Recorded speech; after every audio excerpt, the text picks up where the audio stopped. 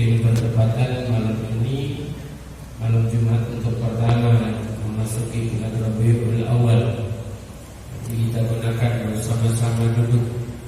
Sungguh beruntung kita yang menggunakan malam-malam Rabiul Awal untuk kita membaca kisah sirah daripada Nabi kita Muhammad sallallahu alaihi wasallam. Kita menghidupkan malam-malam Rabiul Awal kita dengan pembacaan Maulid Nabi Muhammad sallallahu alaihi wasallam. Dahulu orang-orang soleh kalau sudah memasuki hari demi hari di bulan Rabiul Awal, mereka tidak luput untuk membaca Maulid Rasulullah SAW sampai di dalam rumahnya, berkeliling dari kamar orang tua, kamar anaknya, ruang tamu, halamannya. Tiap malam dibacakan Maulid Nabi Muhammad SAW. Kita juga mensyiarkan di masjid-masjid, di musola-musola, ya, di langgar-langgar, ya, bahkan wilayah-wilayah perkampungan majelis-majelis ta'lim mensyiarkan, menggemakan daripada Maulidnya Nabi kita Muhammad SAW. Tidak lain dan tidak bukan mengungkapkan rasa bahagia di bulan kelahiran Rasulullah SAW. Bahkan sampai ada yang membuat maulid selama 40 malam di bulan Rabiul Awal sampai pertengahan bulan Rabiul Tsani. Ya, mereka memperingati maulid Nabi Muhammad SAW. Ada yang sampai 60 hari, dan maulid Arba'in dan maulid Sittin, menghidupkan, mensyiarkan. Hadirin hadirat, apa maksudnya? Apa tujuannya digemakan Maulid Nabi Muhammad SAW di Rabiul Awal? Tidak lain dan tidak bukan memperbaharui cinta kita kepada Rasulullah SAW, menguatkan cinta kita kepada Rasulullah. Dalam kehidupan saja kita perlu dengan memperbaharui cinta kita, mungkin dengan pasangan hidup kita, supaya terperbaharui, menjadi kokoh, ya, rasa cinta menjadi sejahtera dalam kecintaannya, yang menjadi abadi dalam kecintaannya. Begitu juga rasa cinta kita kepada Nabi kita Muhammad SAW perlu kita perbaharui. Di antaranya dengan kita membaca kisah Nabi, membaca sejarah Nabi, membaca sirah Nabi, membaca akhlak Nabi. Di antaranya juga dengan kita memperbanyak salawat kepada Nabi Muhammad SAW. Apa hasilnya? Yang pertama, hasil dari itu semua supaya kita melangkahkan hidup kita di jalan Nabi Muhammad SAW. Dengan kita memperbaharui cinta, keimanan kita, kita tidak menoleh kepada jalan yang lain, supaya kita mengikuti jalan yang lurus, jalannya Rasulullah SAW. Yang kedua juga hasilnya adalah membawa dalam diri kita dakwah Nabi SAW, supaya kita mengajak orang-orang lain mengenal siapa Rasulullah SAW. Terutama dengan kita mempraktekkan akhlak Rasulullah SAW dalam kehidupan kita, supaya menjadi contoh kepada yang lainnya. Yang kita lakukan, yang kita amalkan adalah akhlak Nabi kita Muhammad SAW, kenalkan kepada mereka. Hadirin, banyak mungkin Muslim pun kalau bukan bulan Rabiul Awal mereka tak kenal dengan Rasulullah. Di bulan-bulan lain mereka jauh dari Rasulullah. Mereka tidak punya rasa cinta pada Rasulullah SAW. Mereka mungkin sibuk dengan urusan dunianya masing-masing. Makanya barakah daripada bulan Maulidnya Rasulullah SAW, supaya meningkatkan rasa cinta kita, memperbaharui rasa cinta kita pada Rasulullah. Mudah-mudahan kita yang hadir, yang setiap malam Jumatnya kita istiqamah di majelis Rasulullah, Allah kuatkan rasa cinta kita pada Rasulullah SAW, supaya kita tidak keluar daripada jalurnya Rasulullah, tidak keluar dari jalannya Nabi Muhammad SAW. Amin Allahumma amin. Hadirin hadirat, kita akan melanjutkan kajian kita yang seperti saya janji saya membahas tentang, memang di dalam kitab Al-Imam Habib Muhammad bin Abdullah Al-Haddad, beliau membahas tentang qasidah syairnya Al-Imam Habib Abdullah bin Alwi Al-Haddad, di mana dalam syair tersebut sering kita dengarkan dari Ustaz Qalbi membacakan untuk kita di majelis Rasulullah. Alaika bitaqwallah Bisri wal alan wa qalbaka nadhiru min ar-rizqi wad darar. Ini sering didengar, gak asing di telinga kita jamaah majlis Rasulullah. Namun sedikit kita mengupas. Karena Habib Muhammad bin Abdullah Haddad, beliau di dalam kitabnya Jalalatus Sifat mengatakan abiyat fi taqwa lil Imam Haddad rahimahullah. Ada bait-bait syair tentang takwa yang dituliskan oleh Imam Al-Habib Abdullah bin Abdul Haddad. Apa kata beliau? Alaika bi taqwallah. Atasmulah untuk bertakwa kepada Allah. Pesan. Ya, alaika bihada, alaika dengan ini, atasmu dengan ini. Tadi itu pesan. Imam Al-Haddad berpesan kepada kita. Atasmu untuk bertakwa kepada Allah Ta'ala. Artinya pegang teguh dengan takwa. Kita pelajari di malam Jumat sebelum ini, di mana takwa kepada Allah Ta'ala adalah menjalankan perintah Allah dan meninggalkan larangan Allah. Ini artinya takwa. Jadi kalau kita ditanya, sering kita dengar dalam khutbah Jumat, ya, hai kaum muslimin, aku berwasiat untukku dan untuk kalian untuk bertakwa kepada Allah Ta'ala. Apa sih artinya bertakwa kepada Allah? Artinya bertakwa kepada Allah adalah dengan menjalankan perintah Allah dan meninggalkan larangan Allah Ta'ala. Ini disebut namanya takwa. Imtithal awamirillah wa ijtinabin nawahi. Menjalankan perintahnya dan meninggalkan larangannya. Al-Imam Al-Haddad berpesan, alaika bitaqwallah fis sirri wal alani. Atas kamu keharusan untuk apa? Bertakwa kepada Allah Ta'ala fis sirri, dalam sembunyi atau kesendirian, dalam rahasia, wal alan, begitu juga dalam terang. Artinya dalam keadaan khalayak ramai. Jadilah kita hamba yang bertakwa kepada Allah, takut kepada Allah Ta'ala dalam keadaan sendiri atau kita beramai-ramai, dalam keadaan sembunyi atau kita terang-terangan. Jangan sampai kita menjadi orang yang beramal bertakwa kepada Allah dalam terang, tapi dalam sendiri kita bermaksiat kepada Allah Ta'ala. Dia berbeda. Ya, buruknya seseorang yang kalau dalam khalayak ramai dia bertakwa kepada Allah, tapi dalam sendiri dia bermaksiat kepada Allah Ta'ala. Seakan-akan dia menghinakan Allah yang maha melihat, Allah yang maha mengetahui apa yang kita perbuat, apa yang kita lakukan, mau kita dalam beramai-ramai atau kita sendiri. Seakan-akan kita menghinakan pandangan Allah yang maha melihat. Bahasanya engkau membiarkan aku melihatmu berbuat maksiat. Ya, kau merasa tidak ada yang melihatnya, padahal Allah melihatnya, padahal Allah menyaksikannya. Maka pesan dari Imam Al-Haddad yang pertama adalah bertakwalah kepada Allah dalam keadaan rahasia atau sembunyi atau dalam keadaan terang-terangan.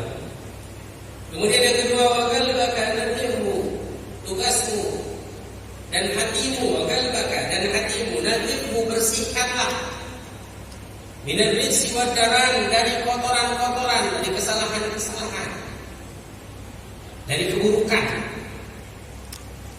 Bersihin hati, ini yang paling utama. Sebab kenapa? Allah Subhanahu wa Ta'ala memandang kita menjadi hamba yang taat, bertakwa, atau hamba yang bermaksiat, waliyadzubillah. Dalam keadaan kesendirian kita atau dalam keadaan keramai-ramai kita. Dan yang paling utama dari itu apa? Kata Imam Al-Haddad, hati. Bersihkan hati. Sebab hati ini adalah tempat di mana Allah Subhanahu wa Ta'ala memandang hambanya. Inna Allah la yanzuru ila aswarikum wa ila ajsadikum. Allah tidak melihat daripada rupa kalian atau badan kalian. Walakin Allah yanzuru ila qulubikum. Akan tetapi Allah Ta'ala memandang langsung kepada hati. Maka bersihkanlah tempat di mana Allah memandang kita. Apa kita tidak punya merasa malu kepada Allah Ta'ala ketika Allah pandang dan hati kita kotor? Hati kita masih menyimpan dendam, hati kita masih menyimpan kebencian kepada orang lain, hati kita masih menyimpan marah, dendam, kebencian. Asalnya dari mana? Marah, dari kesel. Apa bahasa? Indonesia jangan yang lain. Sebel lagi, ya, murka. Kita nggak senang sama orang, akhirnya nyimpan di hati, dendam, benci sama orang. Nah, ini yang dalam hati ini dipandang kalau Allah, dilihat kalau Allah. Makanya sifat-sifatnya orang-orang soleh itu salamatus sudur. Mereka selamat dadanya, luas dadanya, hatinya bersih. Sering kita dengarkan nasihat, banyak orang-orang soleh diangkat derajatnya tinggi oleh Allah Ta'ala. Bukan karena banyaknya sholatnya, karena banyaknya ibadahnya, bukan. Tapi karena apa? Di antaranya karena hati mereka bersih. Hati mereka bersih. Al-Imam Syekh Abu Bakar bin Salim yang kita dengarkan di dalam qaul, ya, dalam manaqibnya, dalam kisah-kisah beliau.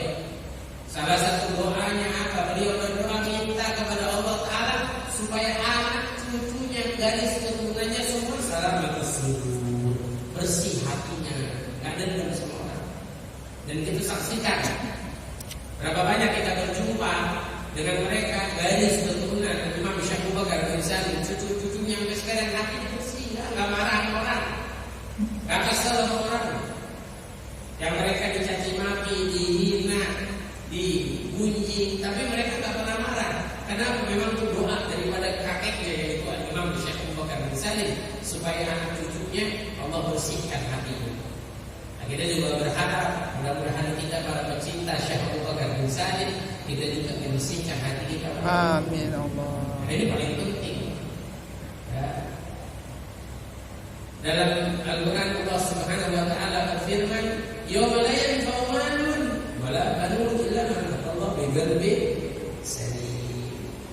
Nanti jumpa sama Allah, harta kita tak bisa kita gunakan, walau anak kita menjadi manfaat untuk kita.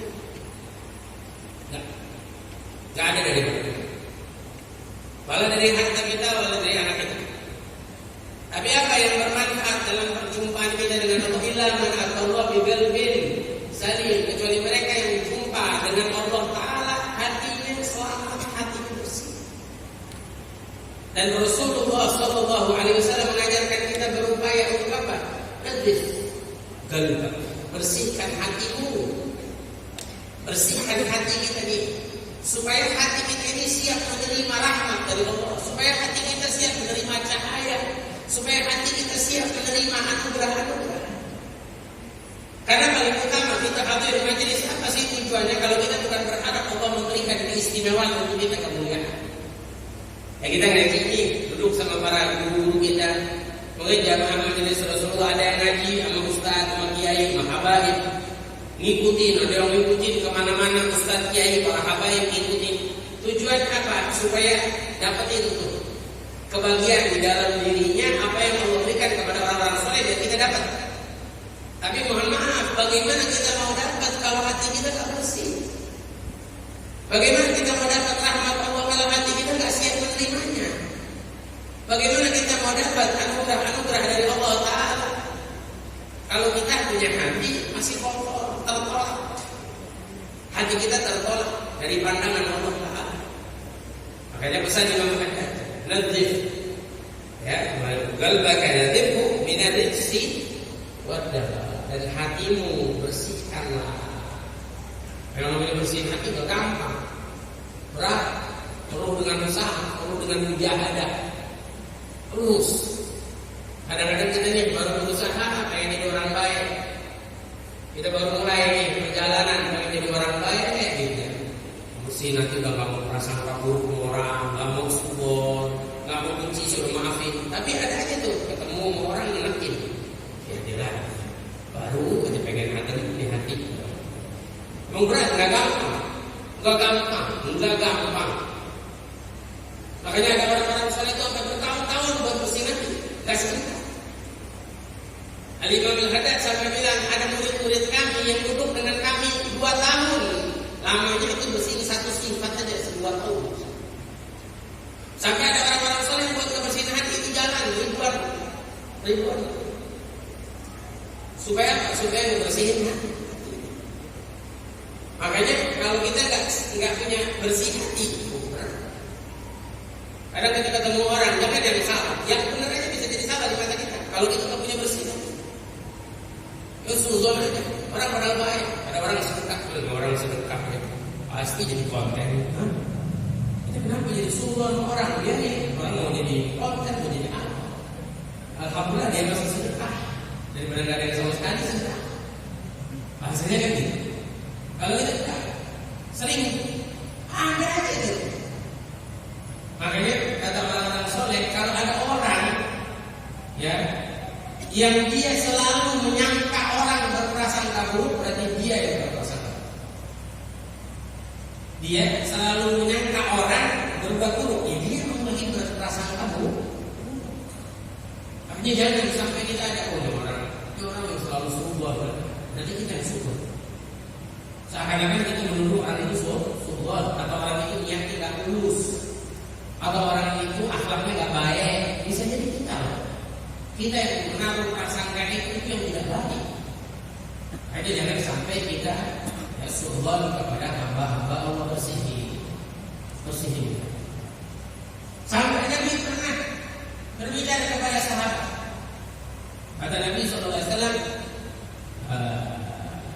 la ya'ti ahadikum yatakallam ala ahadin. Janganlah seseorang di antara kalian, wadar yang ada dalam makna di Rasul, janganlah seseorang yang datang kepadaku menyampaikan kabar antara orang-orang di antara kalian. Biarkan saya bersih hati, gak usah tahu urusan orang, masalahnya orang, problemnya orang. Rasulullah SAW. Artinya apa? Gak mau tahu ada orang misalkan berbuat dosa, berbuat buruk. Artinya Rasulullah sudah menolak yang namanya ghibah. Kalau Rasulullah jangan. Biar apa hati kita bersih. Kalau kita belum tak, kadang-kadang ghibah kita cari. Misalnya gimana? Ada seperti itu. Akhirnya apa? Numpukin kotoran di dalam hati. Ya di mana bersih hati kita. Kadang-kadang kita sendiri yang nyari. Kadang-kadang ada hidup yang setiap hari kalau ada kabar baru tentang kejadian orang, nggak seru hidupnya. Ya kayak wartawan berita. Kalau wartawan berita yang mesti dapetin kabar buruk. Ya kalau kabar-kabar baik kadang-kadang nggak seru, kabar buruk terus seru. Kayak ini. Tapi apa? Ada orang yang mungkin nyari kabar-kabar buruk tentang orang lain. Berarti apa? Seakan-akan dia tanpa disadari menanam kotoran-kotoran di dalam hati. Kalau perlu kita nggak usah tahu. Nggak usah tahu siapa ya. Mau nyenengin kita siapa yang nggak usah tahu. Ngomongin kita siapa yang nggak usah tahu. Nggak perlu kita tahu.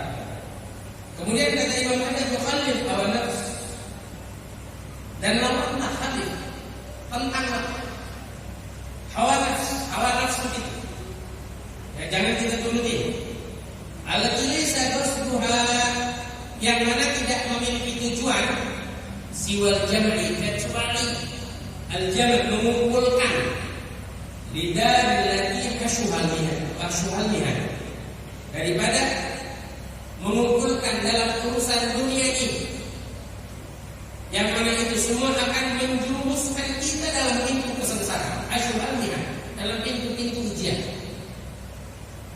Jadi lawan hawa nafsu kita, yang sampai hawa nafsu kita terus mendorong kita nih. Kita gak pernah tentang, gak pernah lawan, membawa kita kepada hal-hal yang cuma tujuannya menjadikan kita mengumpulkan urusan-urusan dunia yang bakal jadi beban buat kita nanti. Berapa banyak orang yang mereka terbawa dengan hawa nafsunya, ya seperti tadi ngumpulin berita yang jelek tentang orang, dikumpulin. Padahal apa? Dikumpulinnya buat apa? Buat dia nanti bakal jadi berat bebannya di hari kiamat. Kumpulin urusan dunia, yang dikumpulinnya cuma bawa berat buat dia di dunia. Makanya saya sering ceritakan dulu Sayyidina Uwais Al-Qarani.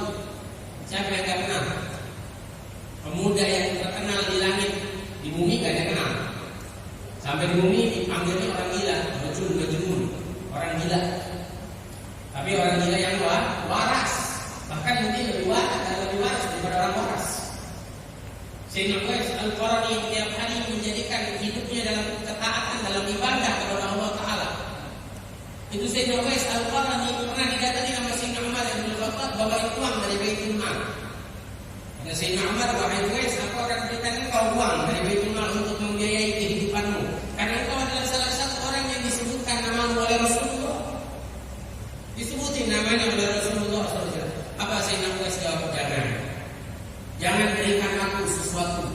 kantongku masih ada uang 2 dirham yang sampai sekarang aku tidak tahu ingin menggunakannya untuk apa, dan ini yang lagi aku takutkan nanti menjadi beban berat untuk kita. Itu memang enggak untuk kumpulin semua apa yang kita punya, apa yang cuma jadi beban buat kita di hari kiamat. Ada orang yang cuma ngumpulin harta, wala dia bersedekah, wala dia bersedekah, wala dia beramal, wala dia menjadikan hartanya dalam ketaatan kepada Allah Ta'ala. Ingat, semua ada penghitungannya di sisi Allah Ta'ala. Jangan sampai memberat. Jangan kita mengumpulin sesuatu yang berat di hari kiamat. Bakal jadi ujian berat buat kita. Nikmat yang Allah berikan gunain dalam ketaatan. Mata, tahan hawa nafsu ini. Jangan sampai kita senang melihat yang haram. Jaga. Asal kita bicara yang halal, yang diridhoi nama Allah Ta'ala, dan yang haram. Yang nanti bakal beban buat kita di hari kiamat. Beban buat kita di hari kiamat.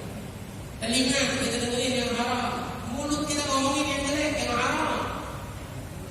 Itu yang nanti kalau kita gak nahan hawa nafsu kita bakal jadi berat beban kita di hari kiamat. Sampai Nabi SAW pernah lewatin kuburan, kata Nabi SAW di kuburan disiksa sama Allah. Satu-satunya sebab apa? Nabi orangnya senang ngadu domba, mulut tidak boleh jaga, disiksa sama Allah Ta'ala. Kalau kuburnya jadi berat buat dia, jadi apa? Jadi ujian kan? Mana lebih baik kita dapat ujian di dunia atau di akhirat? Jawab itu, dunia. Biar kata kita nggak punya dapat ujian di berat masalah kita di dunia, tapi di akhirat Allah selamatin kita lebih baik. Tapi paling beratnya ujian di akhirat. Di akhirat nanti ini, siapa yang bisa ngerti ujian di akhirat? Makanya jangan sampai jadi mihan buat kita di akhirat. Sampai orang-orang soleh ngajarin kita minta sama Allah Subhanahu Wa Taala, ya, minta sama Allah Subhanahu Wa Taala supaya Allah jauhin kita dari fitnah, ya, wal mihan, dan ujian. Kita minta sama Allah berilah rezeki, tapi jauhin dari ujian. Jangan minta sama Allah dikasih rezeki, jauhin dari ujian. Gimana caranya? Minta selalu sama Allah Ta'ala keafiatan. Minta selalu sama Allah Ta'ala keafiatan. Apa yang kita berdoa? Kita pengen jadi ahli sholat, kita ya Allah pengen jadi orang-orang yang muqimus sholat ma'al afiyah, tapi dengan afiat. Apa yang kita mau muqimus sholat tapi entenya sakit, kan gak enak. Entenya diuji sama Allah enak. Makanya dulu Imam Ahmad bin Hanbal, beliau waktu ditangkap itu di dalam penjara hafal Quran. Dalam penjara hafal Quran. Keluar dari penjara ditanya, Masya Allah Imam, engkau dalam penjara dalam berapa bulan